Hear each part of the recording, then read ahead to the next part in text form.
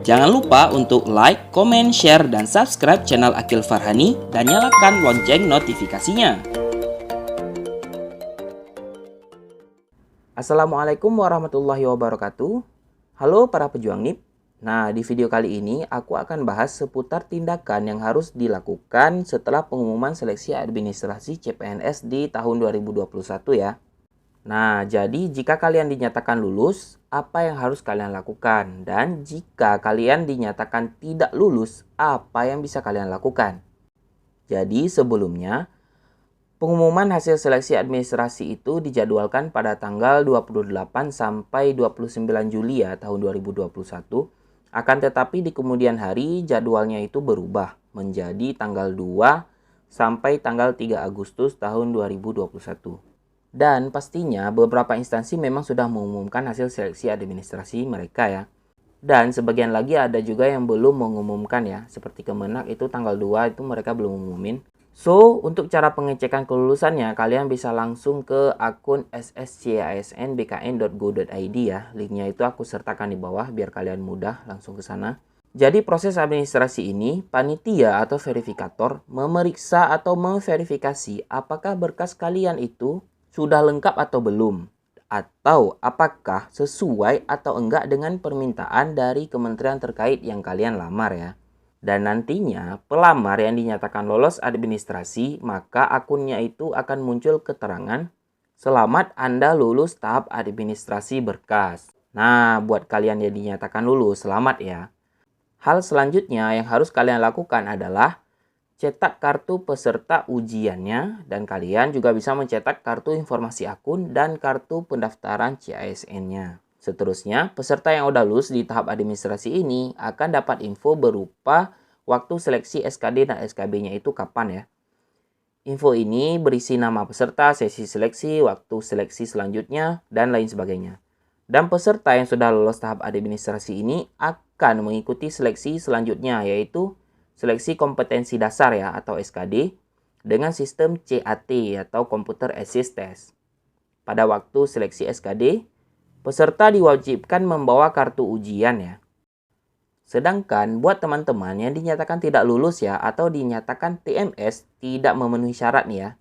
Di laman website SSCISNBKN kalian akan muncul tulisan mohon maaf Anda tidak lulus tahap administrasi karena belum memenuhi persyaratan administrasi instansi yang dilamar. Selain itu, kalian juga akan mendapatkan info atau alasan kenapa kalian dinyatakan tidak lulus ya atau tidak memenuhi syarat dalam seleksi berkas ini. Dan buat teman-teman yang dinyatakan TMS atau tidak memenuhi syarat, kalian itu memiliki kesempatan untuk mengajukan sanggah ya, dengan mengklik tombol ajukan sanggah yang ada di bawah.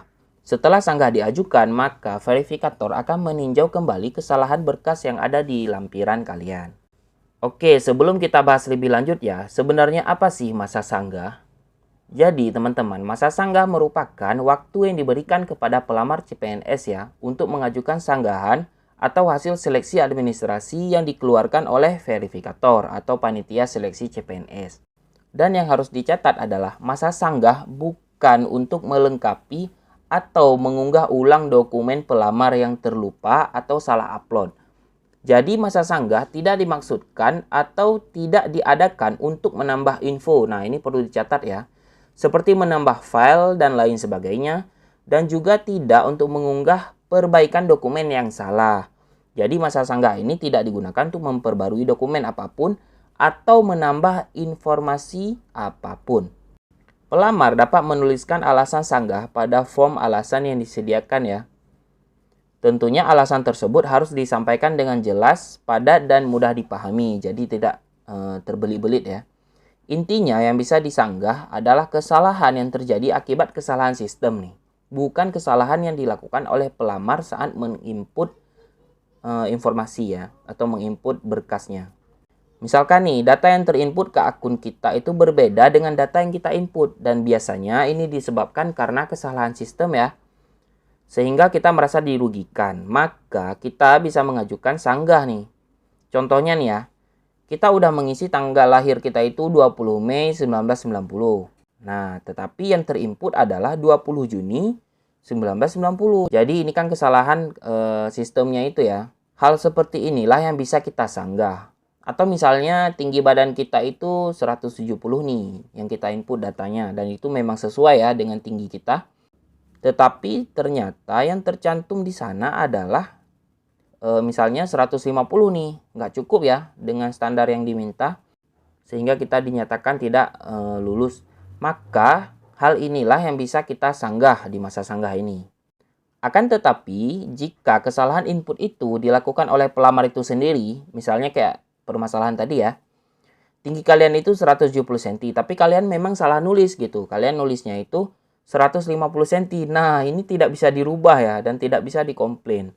Berdasarkan peraturan PAN-RB nomor 27 tahun 2021 tentang pengadaan pegawai negeri sipil pada masa sanggah yang diberikan kepada pelamar adalah selama 3 hari ya, yaitu tanggal 4 Agustus sampai 6 Agustus tahun 2021.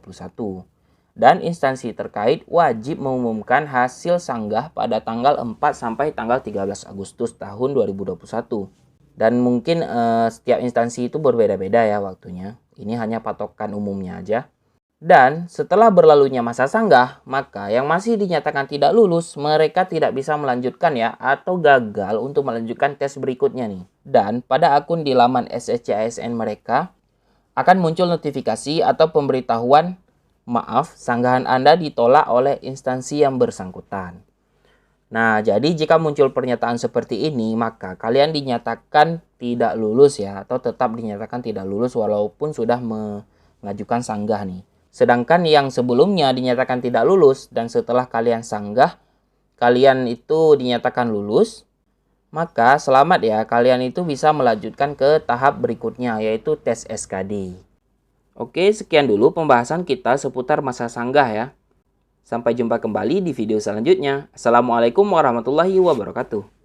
Jangan lupa untuk like, comment, share, dan subscribe channel Akil Farhani dan nyalakan lonceng notifikasinya.